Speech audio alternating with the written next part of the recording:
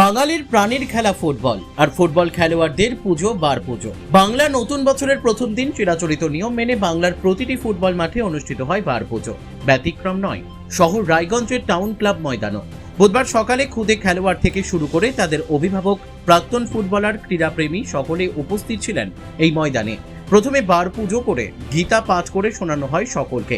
এই সম্পর্কে town club ময়দানের সম্পাদক অরিজিৎ ঘোষ বলেন, আমরা যখন ছোট ছিলাম তখন থেকেই নববর্ষের দিনটিতে বার পুজো পালন করা হয়ে থাকে। সকল বাঙালির কাছে দুর্গাপুজো শ্রেষ্ঠ উৎসব হলেও এই বার পুজো ফুটবলারদের কাছে আবেগ। তারা এদিন প্রার্থনা করেন যাতে সারা বছর ভালো খেলতে পারেন, পারফর্ম ভালো করতে পারেন, কোনো রকম চোট না পান। এদিন টাউন ক্লাবের পক্ষ থেকে খুদেদের একটি ছোট ফুটবল খেলা ও প্রাক্তন ফুটবলারদের একটি ছোট ফুটবল খেলা হবে বলে জানিয়েছেন তিনি। অরিজিৎ ঘোষ আরও জানান, এই বিশেষ দিনটি শুরু করেছেন বার পুজো ও গীতা পাঠের মাধ্যমে। এরপর প্রসাদ বিতরণ, ফুটবল খেলার পাশাপাশি খেলোয়াড়দের মধ্যে আরও নিবিড় সম্পর্ক গড়ে তোলার লক্ষ্যে একটু আড্ডা, একটু প্রীতিভোজের আয়োজন করা হয়েছে। রায়গঞ্জের নিশীথ সরণিতেই মিলছে ফ্যাশনের সেরা কালেকশন। রায়গঞ্জবাসীর জন্য একদম পকেট ফ্রেন্ডলি দামে এখন ট্রেন্ডি পোশাক থেকে শুরু করে এথনিক কালেকশন সব একসাথে। হ্যাঁ, আমরা বলছি আজকালের কথা। এখানে মিলছে এক ছাদের নিচে পরিবারের সবার জন্য পোশাক, মহিলা, পুরুষ আর শিশুদের জন্য অসাধারণ কালেকশন। মহিলাদের জন্য মন কাড়া শাড়ি, ব্লাউজ আর এথনিক কালেকশন। পুরুষদের জন্য ফর্মাল ও ক্যাজুয়াল ট্রেন্ডি পোশাক। শিশুদের জন্য রঙিন, আরামদায়ক ও ফ্যাশনেবল পোশাক যা ছোটদের মুখে হাসি ফোটাবে। শুধু বৈচিত্র্যময় কালেকশন নয়, এখানে দামের সঙ্গেও পাওয়া যায় নিশ্চয়তা। সাশ্রয়ী দামে গুণমানে সেরা পোশাক পাওয়ার জন্যই আজকাল রায়গঞ্জের মানুষের আস্থার জায়গা দখল করেছে।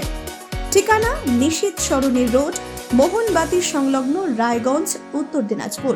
তাই আর দেরি কেন? আপনার এবং আপনার পরিবারের ফ্যাশনের সেরা গন্তব্যে একবার ঘুরে আসুন। আজকাল আপনার ফ্যাশন, আপনার ঠিকানা।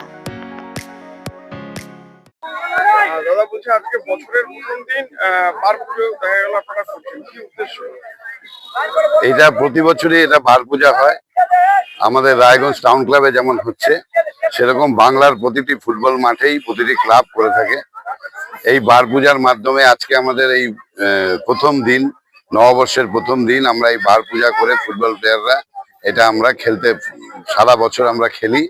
এটা আমাদের প্রতি বছরই হয়ে থাকে এইভাবে। এবং আমাদের এই যারা কচিকাচারা আছে তাদের একটা ছোট খেলা হয়, তারপরে আমাদের এক্স প্লেয়াররা আমরা যারা আছি তারা খেলি। সবাই খেলা, যতজন আছে সবাই এই খেলাধুলার মাধ্যমে এবং একটু খাওয়া দাওয়ার মাধ্যমে আজকের দিনটা আমরা এইভাবেই সেলিব্রেশন করি। এটা চিরাচরিত, আমি যবে থেকে প্লেয়ার ছিলাম, ছোট ছিলাম, তখন থেকে দেখে আসছি, এই চলছেই এটা।